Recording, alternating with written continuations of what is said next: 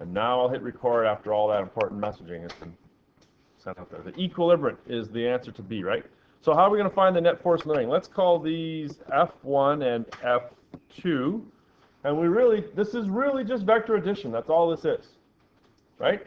So let's talk about F1 here, with that being 60 and the actual value being 62. So this would be F1x and this would be F1y, right?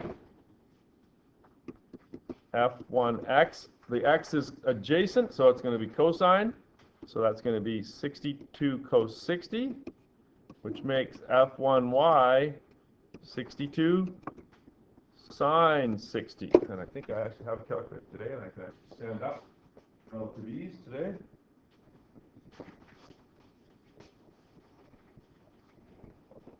Make sure your calculator's in degrees.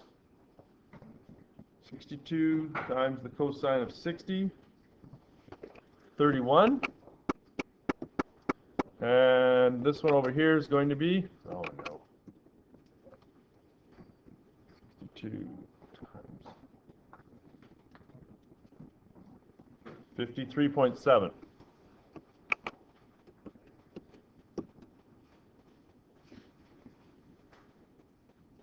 Okay.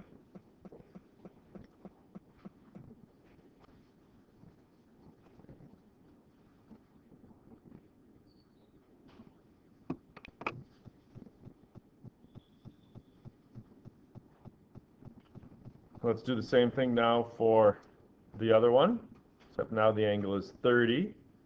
This is 62. Those of you from pre-calc, well, maybe even, maybe everyone here, I don't know when you would have learned this, F2x, F2y, should know that F2x here, which is going to be 62 cos 30. 62 cos 30, is that the same as 62 sine 60? You guys know that? Maybe unit circle, I think, maybe? Doesn't everyone love the unit circle? I see how your faces just brighten up when I say the words unit circle.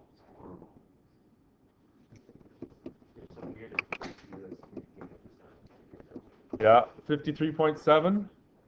And these are all positive, right? Because they're all up and to the right. So F2y is going to be 62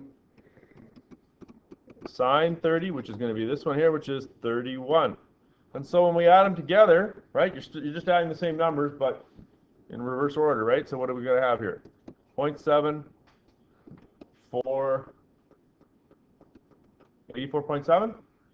What you got for both of them? So again, all we've done is take those two vectors, F1 and F2, and add them together.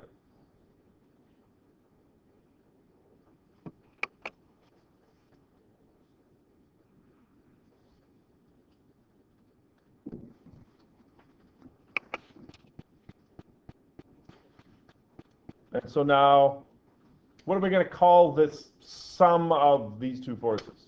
It's not really the net force because we're looking for the equilibrium. Oh no, what is the net force in the ring? Okay, so we'll call it F net.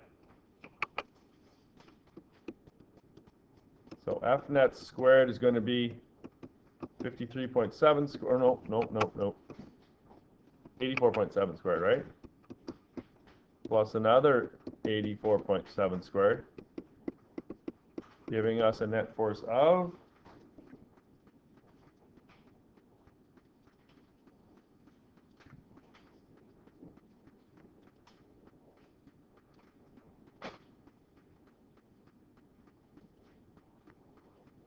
119.8.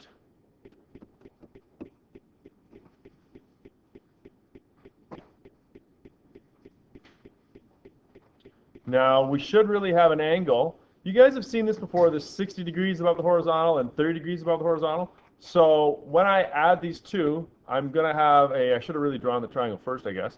My x is going to be 84.7. My y is going to be 84.7. So what's the angle going to be? If both sides are the same. I mean, I could use second function tan, but we should know that if the sides are the same, it's going to be 45, right? theta is equal to 45 degrees simply because those sides are the same. And that would be 45 degrees above the horizontal. ATH, above the horizontal. And when you are asked to find the equilibrium, therefore the equilibrium would be exactly the same amount, 119.8, but it would be 45 degrees, not above the horizontal, but BTH, below the horizontal. But you might have to indicate that it's to the left, right? Like the equilibrium would actually be like that, wouldn't it? Right? I don't really like these questions where they make you sort of make up the directions, above and below. I like it when it's north, south, east, and west, right? And if you chose to do that as a way of describing your directions, I'm okay with that. Okay, so really, if you had problems with vector addition in the first unit, here's your chance to redo vector addition, right? It's exactly the same.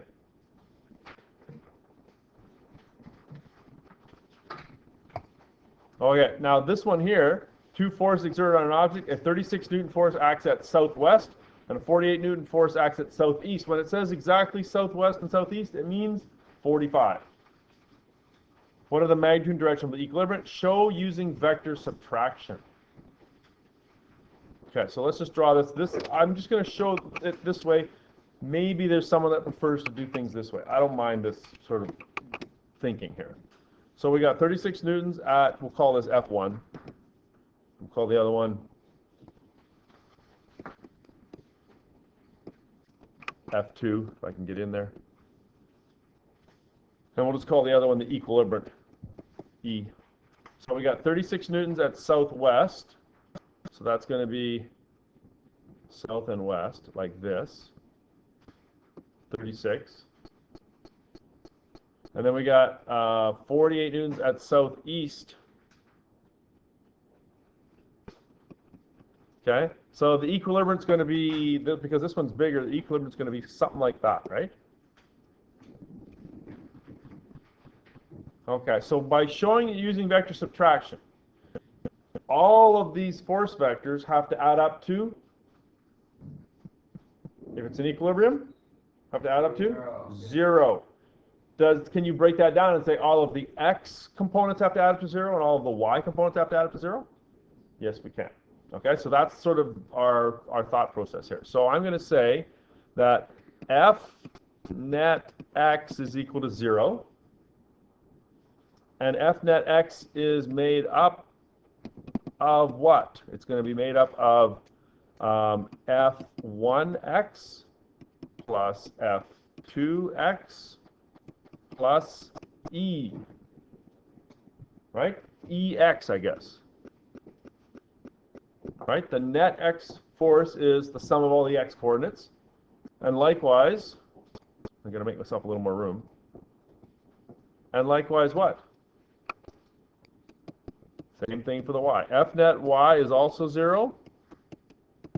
And F net y is going to be f1y plus f2y plus ey. All these lovely subscripts. Okay. And if I'm solving for ex, right, these two guys are going to go to the other side. What's on the left-hand side? 0. Right, so ex I'm going to leave here on the right. Put it in red.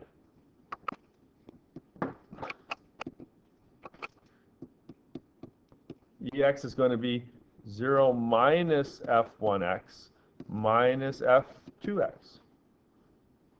I realize that I'm kind of scrunching here a bit. Ey is going to equal 0 minus f1y minus f2y is going to equal ey. Okay, so once you sort of do the logic and the thinking, then you can do the actual calculation. Now I got to take these f values and actually do what? Convert them into x and y's, right? Okay. So my 36 was my f1, I believe, right? Okay, so 36 is like this. It's exactly southwest, so that means that that angle in there is 45. And we're talking about F1, that's the one that's 36. So this one here is going to be F1x, and this one's going to be here is going to be F1y, right?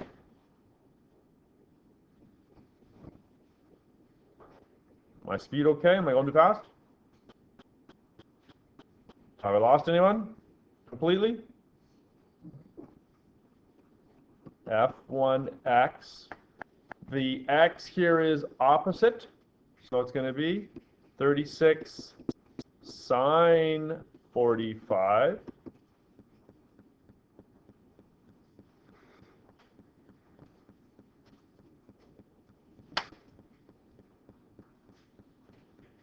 Stupid calculator. 36 times the sine of 45. 25.5. Now that's to the left, isn't it, right? Right? That's to the left. So minus 25.5. And F1y is going to be 36 cos 45. And you guys should know that sine 45 and cos 45 are the same thing, right? So this is down. This is going to be minus 25.5.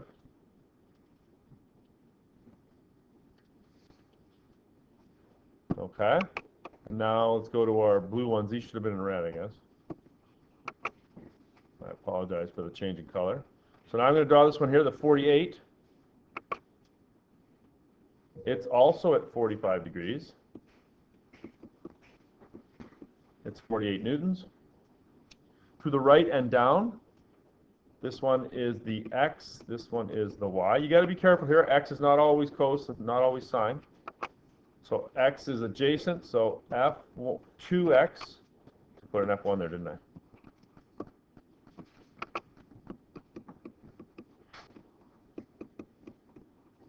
I? F2x is going to be 48 cos 45.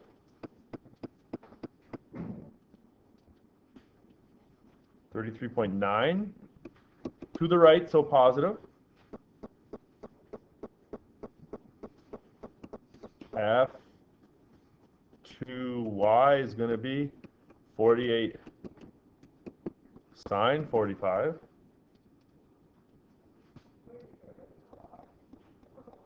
$33.9 down.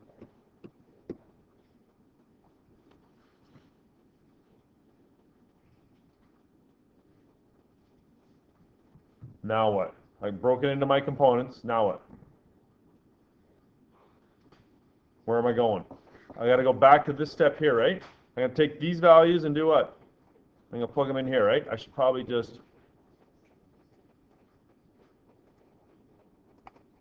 copy this down here. Give myself some space. Okay, so 0 minus F1x is minus 25.5, so that's 0 minus 20, oh, I forgot the negative, even though I said it. And then minus F2x, which is this one here, that's going to be subtract 33.9 is equal to EX. This becomes positive, right? Negative, negative becomes positive. So it's really 25.5 minus 33.9, or minus 8.4. Does that feel ballpark right? How come, Michaela, you're nodding? You're right. It feels to me ballpark, right? Why? I'm really old. I can't hear very well. Because we already said the E's like this, right? And we know it's going to be slightly to the left, right? Slightly to the left here. Now let's copy and paste this one down here.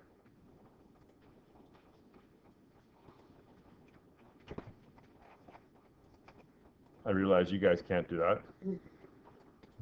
And now we're going to do the same steps, right? 0 minus F1y is, again, 25.5. So subtract 25.5. F2y is minus another subtract here. 33.9 is equal to EY. So really, you're taking that becomes positive, so does that. So you're adding those two numbers together.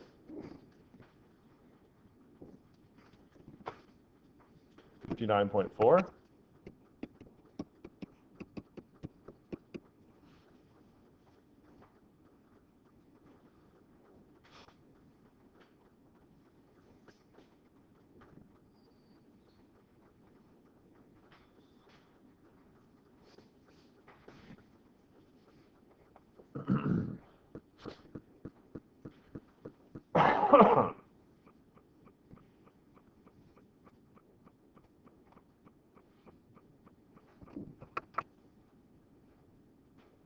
And now what?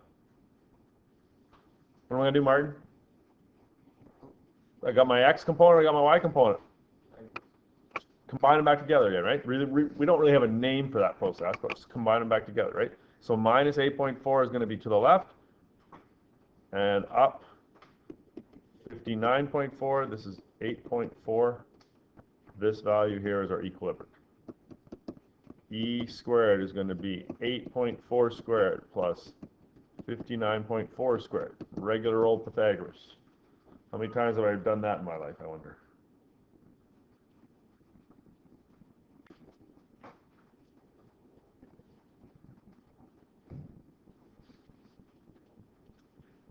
It's 60. 60 newtons. And of course, you're going to need the angle. Theta equals inverse tan. Opposite is going to be 59.4. Adjacent is going to be 8.4. So theta equals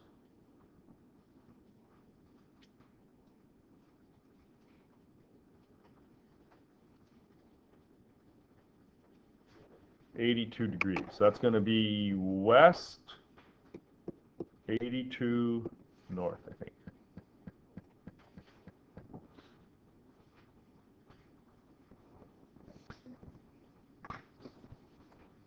Does that one, do you see how the vector subtraction works? I'm not saying you have to do it that way. It's just another way to look at it, right? What's another way to do it? Well, just add those two together like we did before. Add the x and the y, right? And then get your equilibrium. That's your result. And then just flip the angle, right? You can do it that way too. I just wanted you to show it to you sort of as a vector subtraction kind of question. It's probably a little more complicated this way, isn't it? You guys are real talkative.